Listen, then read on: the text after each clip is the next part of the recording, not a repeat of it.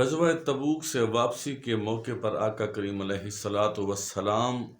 صحابہ کرام رضوان اللہ تعالی علیہم اجمعین سمیت آپ نے ایک جگہ پہ ریسٹ فرمائی، آپ نے آرام فرمایا، اور ایک درخت تھا، اس کے سائے تلے آقا کریم علیہ السلام جب آرام فرما رہے تھے تو آپ صلی اللہ تعالی علیہ وآلہ وسلم کی جو تلوار مبارک تھی وہ آپ کے ساتھ لٹک رہی تھی۔ تو صحابہ کرام بھی آرام فرماتے، اپنی اپنی کاموں میں لگے ہوئے تھے، توجہ اس طرف کسی کی نہیں تھی۔ تو وہاں سے غزوہ تبوک سے واپسی کے موقع پر جب حضور صلی اللہ تعالی علیہ وآلہ وسلم آرام فرماتے تو ایک کافر کا گزر وہاں سے ہوا۔ اس نے دیکھا کہ صحابہ اپنے اپنے خیال میں بیٹھے ہوئے ہیں اور آقا کریم علیہ السلام بے سود آرام سے سو رہے ہیں، تو کیوں نہ ہو سکے تو میں اس موقع کو غنیمت جانتے ہوئے نعوذ باللہ من ذالک کفر نباشد کفر کام ہی تمام کر دوں۔ تو اس نے آتے ہی آقا کریم علیہ السلام کی تلوار مبارک اٹھائی اور آپ کو للکارا کہ اے محمد صلی اللہ تعالی علیہ وآلہ وسلم، یہ بتائیں کہ اب آپ کو میرے تلوار سے کون بچائے گا؟ تو جناب اعلیٰ جب دل میں اللہ کی محبت ہو، اور ہو بھی دونوں جہان کے سردار جنہوں نے رب کعبہ کی وحدانیت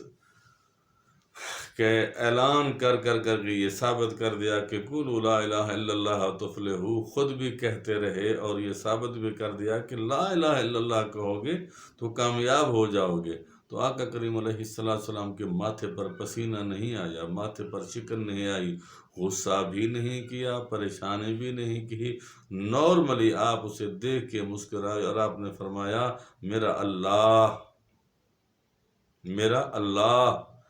اور جب آقا کریم علیہ السلام کا یہ لفظ کہنا تھا،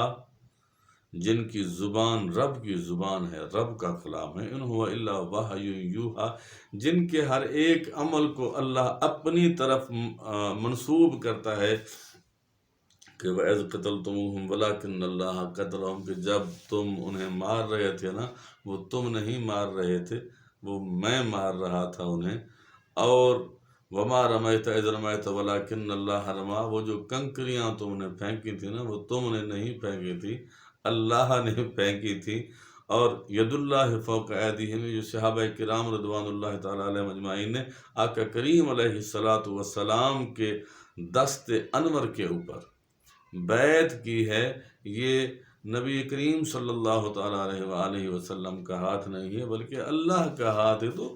جس کا پکڑنا رب کا پکڑنا ہو، جس کا چھوڑنا رب کا چھوڑنا ہو، جس کی رضا رب کی رضا ہو، جس کی ناراضگی رب کی ناراضگی ہو، اس کی آواز میں، اس کے لہجے میں کتنا روب ہوگا، کتنا دبدبا ہوگا، اور جس کے سینہ نبوت سے پھوٹنے والے چشمے کی جو شعائیں ہوں، اور اس چشمے سے جو نور پھوٹ رہا ہو، اس کو دیکھ کے، اس چشمے کا پانی پی کے جو ہے وہ صحابہ کرام رضوان اللہ تعالی علیہم اجمعین کو صحابیت کے درجے پر فائز کر دیا گیا ہو، تو اس نبی کی روب اور دبدبے کا کیا کہنا۔ اتنی لمبی تمہید اس لیے باندھی کہ ایک عام آدمی کی آواز میں تو روب دبدبا کیا ہوگا۔ آقا کریم علیہ السلام کا یہ مقام نبوت ہے، آقا کریم علیہ السلام کہ سینہ نبوت سے یہ آواز نکلی کہ میرا اللہ۔ عام آدمی کہہ دیتا ہے کہ حسبی اللہ لا الہ الا هو علیہ توکلت وہو رب العرش العظیم، میرے لیے میرا اللہ ہی کافی ہے، اس کا بھی بڑا اثر ہوتا ہے۔ اور جب سونا نبی کہے کہ حسبی اللہ، میرا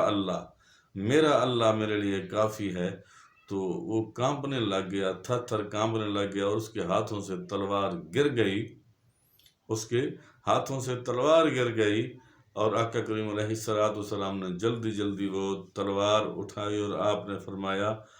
اب تو بتا مجھے کہ تجھے میرے ہاتھوں سے کون بچائے گا۔ تو وہ فوراً گڑ گڑانے لگا، پریشان بھی ہو گیا، ماتھے پہ پسینہ بھی آ گیا، زبان بھی لڑکھڑا رہی تھی، عرض کی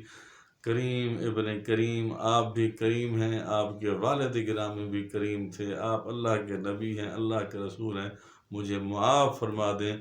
تو آقا کریم علیہ السلام کیا بدلہ لینا چاہتے تھے؟ نہیں، سرکار دو عالم صلی اللہ علیہ وآلہ وسلم نے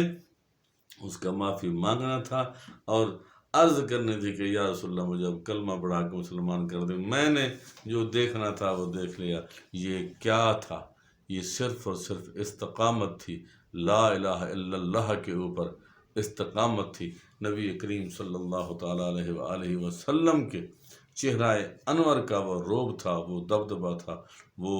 نبوت کا جاہ و جلال تھا، جس کو دیکھ کے کفار بھی مسلمان ہو جاتے تھے۔ اور ہمارے لیے یہ سبق چھوڑا آقا کریم علیہ السلام نے کہ جب کچھ بھی نظر نہ آ رہا ہو پھر بھی آسرا اللہ کی ذات کا کرنا چاہیے۔ جب کوئی راستہ بھی نظر نہ آ رہا ہو پھر بھی توکل رب کی ذات کا کرنا چاہیے، اور پھر رب ایسے بندوں کی مدد کرتا ہے۔